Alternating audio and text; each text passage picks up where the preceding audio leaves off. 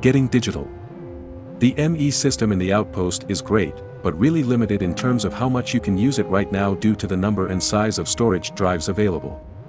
Unfortunately, we didn't foresee you needing anything larger, and there's no way to get more to you in the short time available before our corner of the galaxy implodes over here. What we can do, however, is try and get you to a point where you will be able to make more yourself. Though, this is a risky process, and you're essentially going to have to rip it apart before you can build it back up again. Proceed with caution. Let's start by making sure you have the minimum requirements at hand. A Fluix crystal. You're going to need either a Fluix crystal or a pure one. If you don't have either yet, here's how you can get your hands on them. Fluix crystal, get yourself a charged Certus quartz, and toss it, a piece of nether quartz, and some redstone dust into a puddle of water. Pure Fluix crystal, obtain Fluix dust by sieving dust, create a Fluix seed by combining Fluix dust and sand, and toss the Fluix seed into a puddle of water, or put it into an enrichment chamber. You're going to need 2 sticky pistons. If you haven't got slime yet, there are a few ways of getting your hands on some. Killing a slime. Making dough with create and adding lime dye. Creating albumin and adding lime dye. Adding 3 drops of maple syrup together. Add some bone meal to a barrel of witch water. And 5 iron ingots. You should know how to make iron by now. Your first inscriber. Okay, that was the easy bit. You should now have everything you need to make your first inscriber. The inscriber is a tool that will be used to create new processors using a combination of energy, raw materials, and an appropriate inscriber press. The problem is that you don't have any of the required inscriber presses, and we certainly did not ship any as part of the Outpost's usual kit. So, we're going to have to make some. Yet again, the science division says they have a plan. The next step is gathering up a few more raw materials, one for each kind of inscriber press you're going to need. Materials. A block each of quartz, gold, diamond, and Certus quartz.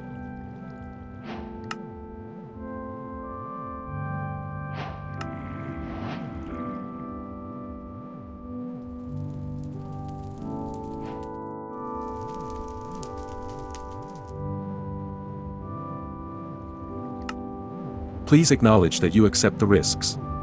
At this point, make sure you have a working molecular recycler, quantum transmutation chamber, and the specified blocks. By continuing with this survival guide, you are confirming that you understand the risks. You might not have digital storage at the end of this if you mess up and absolve whatever is left of the Cuboid Corp, which is probably nothing by the time you do this, of any negligence or wrongdoing, whether present, future, or past. Please agree to this, grab a pickaxe, and let's get this done.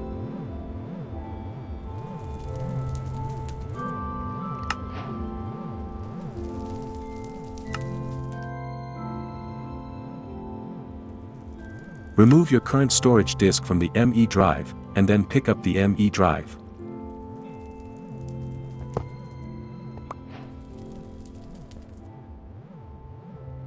Take your ME drive, kiss it goodbye, and feed it into the molecular recycler. You should get back an engineering processor, which you should take good care of, as you're going to need it.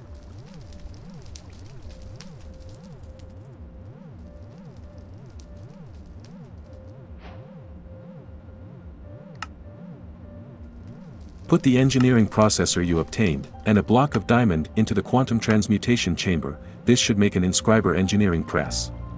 Note that once you have one press, you can duplicate it in an inscriber using a block of iron.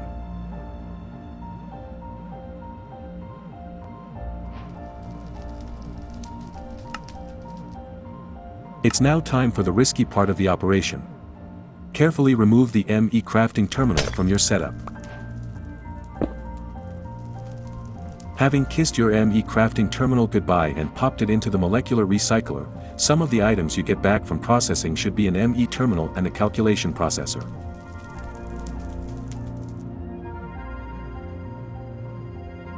Feeding the ME terminal back into the molecular recycler should get you a logic processor.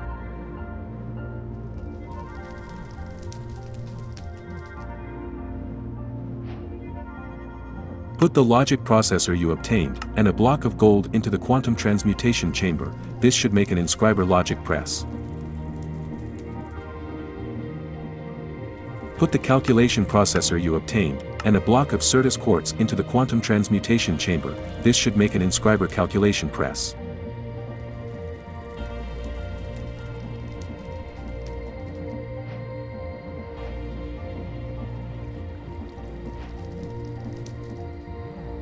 Printing new processors. At this point you should have 3 of the 4 main inscriber presses. For the 4th one, you're going to need one of the printed processors.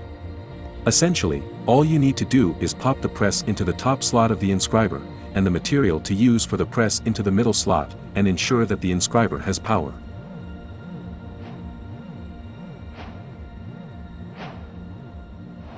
Put any one of the printed processors you've just made, and a block of quartz into the quantum transmutation chamber. This should make an inscriber silicon press.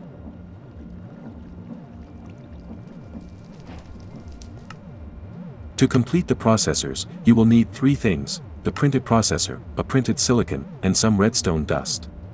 Essentially, you're going to need quite a few of these printed silicon parts to make the processors needed in the crafting of machines for your digital storage.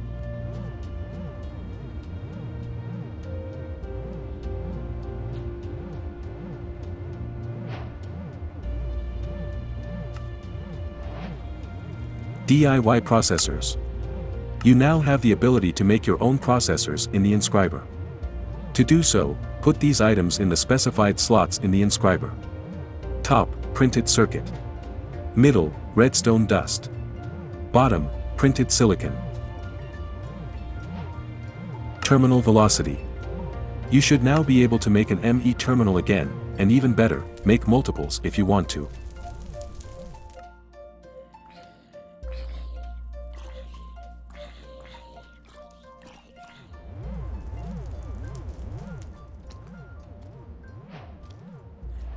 Terminal crafting. You should be able to turn an ME terminal into an ME crafting terminal now. Driving it home. You should have no trouble making a replacement ME drive now, and potentially even multiple drives in future to really expand your storage options.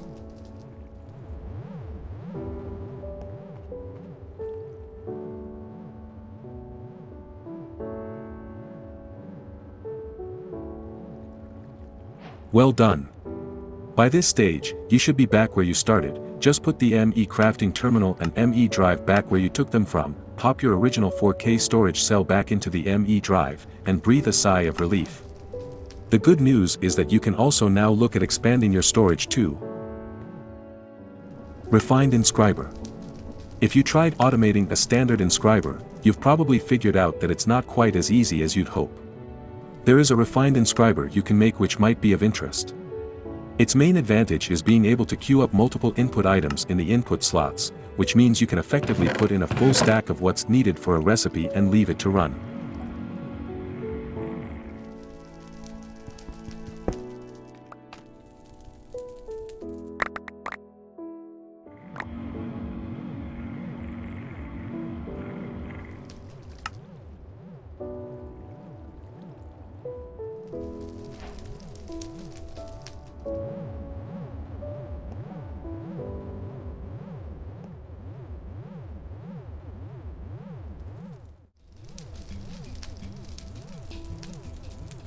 ME storage housing. Storage cells require storage housings. Make one now, and when you've done that, we've got a few spares we managed to save for you as a reward.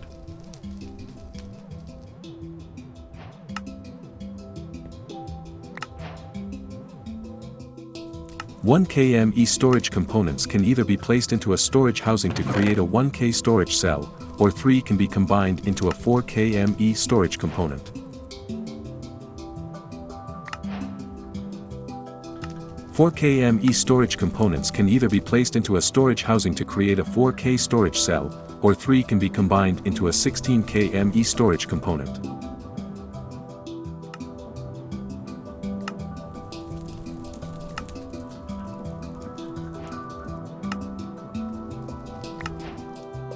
$16K storage components can either be placed into a storage housing to create a 16K storage cell, or 3 can be combined into a 64K storage component. 64K ME storage components can be placed into a storage housing to create a 64K storage cell.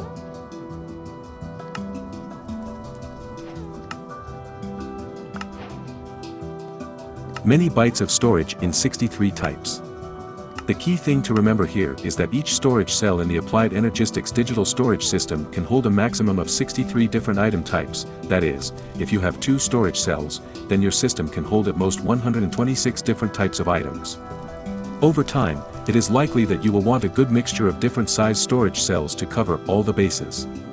Each storage cell can store its name in bytes, so the 1K storage cell can store 1K bytes of items, the 4K cell, 4K bytes, and so on.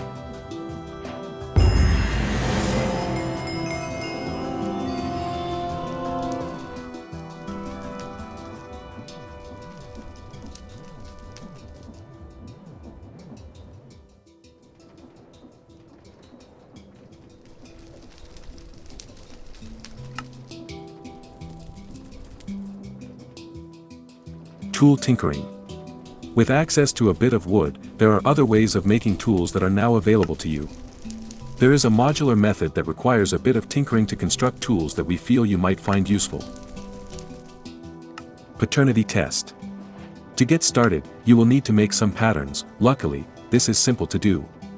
Patterns are used in some crafting recipes, but more importantly will be used in a part builder to make the various parts that make up your tools. Tinkering workstation. A crafting station is essentially a crafting table, but can connect to an inventory next to it, as well as the other workstations in this section.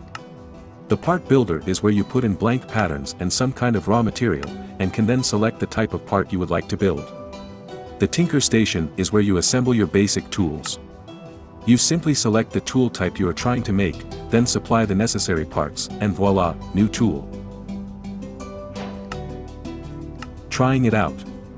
Use the part builder to make a small axe head, a tool handle, and a tool binding all out of wood. Your first modifiable tool. In the tinker station, select the hand axe on the left, make yourself a wooden hand axe. Okay, so it's not a great tool, but it demonstrates the system to you. Tinkering with an existing tool. As soon as you have access to stone, you will be able to upgrade your axe to have a stone axe head. Get back into the tinkering station and in the anvil, put your existing tool in the new stone axe head to make yourself a stone hand axe. Better upgrades. The next tier of upgrades is unlocked and you have a smeltery. This is because to make the parts, you will need to make casts for them, have it in place on a casting table, and then pour the material into the cast. Go ahead and make an iron small axe head now.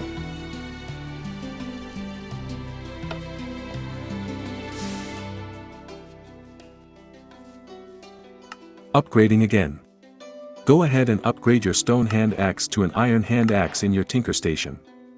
Once again, statistics will change. By now you should have an idea of how to make basic tools that can easily be upgraded and repaired. A special anvil. Access to more modular tools and better upgrade options requires that you make a special anvil. There are several different kinds available, pick one that suits you, and let's get going.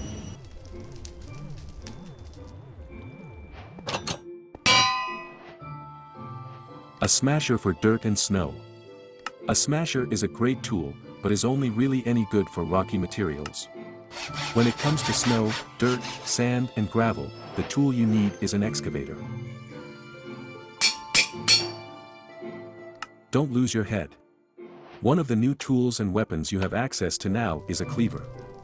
It's a fairly slow weapon compared to something like a sword, but does high damage and comes with severing 2 automatically, which increases the chance of decapitating your enemies. Having a cleaver is really useful in a pinch if you're on the hunt for skulls, so it's worth having a good one available.